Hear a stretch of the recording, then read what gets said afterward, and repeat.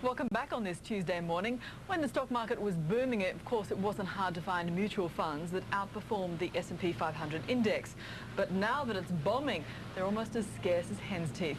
The aptly named Profit Value Fund is in the plus column, though, this year, while the S&P hovers around 8% below. So where has the fund been putting its clients' money? Joining us now with an answer to that question in MoneyWise this morning is the fund's manager, Eugene Profit. Eugene is the Chief Investment Officer over at Profit Investment Management. Thanks for joining us. Thanks for having me, Prue. It's been an extremely difficult year. For the year, you're up 1% year to date, Correct. Which sounds modest, but compared to the NASDAQ being down 27% and the Dow being off 8%, it's very nice. Right. What's been your strategy and what do you make it going forward? Well, we continue to hold a diversified portfolio. We're new value investors, and a lot of people last year thought new value meant you invest in technology. Well, we think this year our performance proves that we're not only technology investors, we're diversified, we have financials, we have healthcare stocks. We saw the energy crisis developing last December, and we positioned our portfolio in some energy and driller names, and they've carried part of performance this year. So they've offset the fact that you do have a lot of tech, because Absolutely. tech, for example, EMC, Sure. you have a large holding. That's right. And it has a very high PE multiple, and as a result, recently it's been suffering. That's correct. But we still think the company's very attractive. We are very tax-efficient investors, so we bought EMC at a cost base of $6 a share, and we haven't yet found a reason to sell it. So even though it's been down about 20% the last 3 sessions, we think that it's poised for a turnaround when the market picks up as well. Let's go through some of the individual companies, because when I look at them, it's hard Sure. to see why you're still ahead for the year. For example, Verisign in the Sure. internet security space. Sure. It's got a PE multiple going forward for next year of around 200. In February, it traded near 260, and Sure. now it's at 108. Sure. Well, we actually are very new purchasers of Verisign. We purchased it after its last earnings announcement when there was a little bit of confusion because of an acquisition. Verisign looked like it lost money on a quarter-over-quarter basis, and when in fact its earnings were up 87% over the previous quarter. So we found that mispricing by the marketplace was an attractive entry point. So we entered at a cost base of about $121. We had owned the security before where we purchased it at $95 and sold it at $195. So you're about average. That's correct.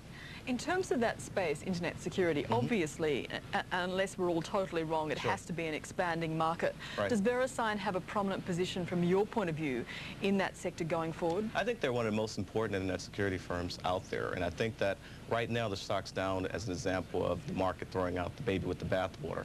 Because the market has gotten a lot more conservative and technology sold off, the internet companies have really sold off a lot more. And I think that when the market settles out and realizes that we will have a president, that the oil prices will stabilize, that the economy will not go into recession, that a well-positioned portfolio will have some exposure to technology, and Verisign will be one of the winners. Microsoft, interesting call. Is Sure. that because you're assuming that Bush controls the White House, or do you like it anyway? Well, no. When Microsoft first was declared a monopoly, antitrust, we sold the security.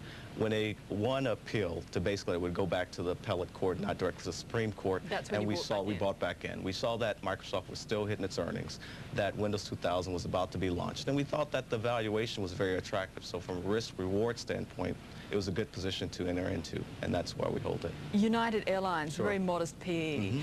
Around 10. It's Right. half of what it was in March. That's right. How did you time that? It's very ugly, and in fact, I And think ugly that for the you as price, well? yeah, the price to book is very cheap on the stock. We stepped into United Airlines when it looked like the labor situation was going to become stabilized, and so we figured that if that becomes stabilized, that's a catalyst that the market will begin to realize that United Airlines has very good assets, that their earnings are okay. I mean, they've done terribly. The management has been very horrible across this whole situation with labor, but that's correctable, and that's why we like the security.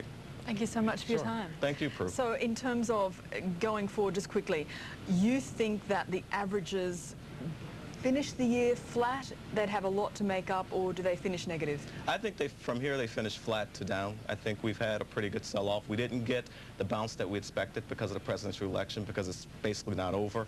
And I think all earnings being out of the way, there are no real positive catalysts until we get into the beginning of next year when you have new earnings announcements. I think earnings are going to drive the market, and I think it's going to take us to beyond April before the market goes up aggressively again. Eugene, thank you so much. Thank you.